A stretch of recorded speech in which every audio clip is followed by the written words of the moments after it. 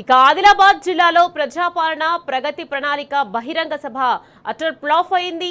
CM Revanth ప్రసంగం పట్ల జనం ఏమాత్రం ఆసక్తి చూపలేదు. రేవంత్ ప్రసంగిస్తుండగానే సభా ప్రాంగణం నుంచి వెళ్లిపోయారు. దీంతో సభ ప్రాంగణంలో కుర్చీలు ఖాళీగా దర్శనమిచ్చాయి.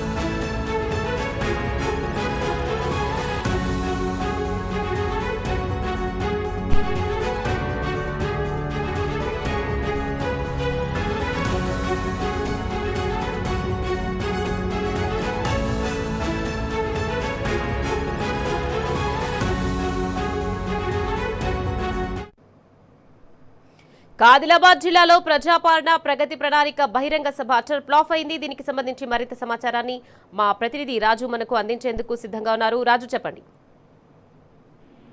ఈ రోజు ఆదిలాబాద్ జిల్లాలో సీఎం రేవంత్ రెడ్డి పర్యటన అటర్ ఫ్లాప్ అయింది.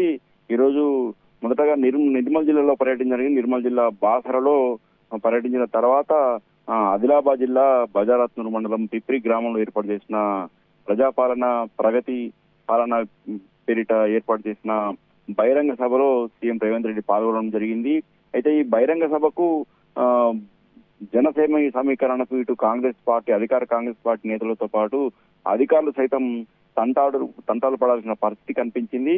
మొత్తానికి ఈ సభకు భారీ మొత్తంలో డాక్రా మహిళలను తరలించేందుకు కేవలం ఉమ్మడి ఆదిలాబాద్ జిల్లా, మంచిర్యాల జిల్లా, నిర్మల్ జిల్లా, కొమరంభీం జిల్లా నుంచి కాకుండా ఇటు నిజామాబాద్, కామారెడ్డి, సిరిసిల్ల, వేములవాడ, గోదావరికని ఆర్టీసీ డిపోల నుంచి ఆర్టీసీ సర్వీసులను ప్రత్యేకంగా ఏర్పాటు చేసి డాక్రా సంఘాలకు చెందిన మహిళలను, అలాగే అంగన్వాడీ కార్యకర్తలను, ఆశా వర్కర్లను కూడా పెద్ద మొత్తంలో తరలించడం జరిగింది.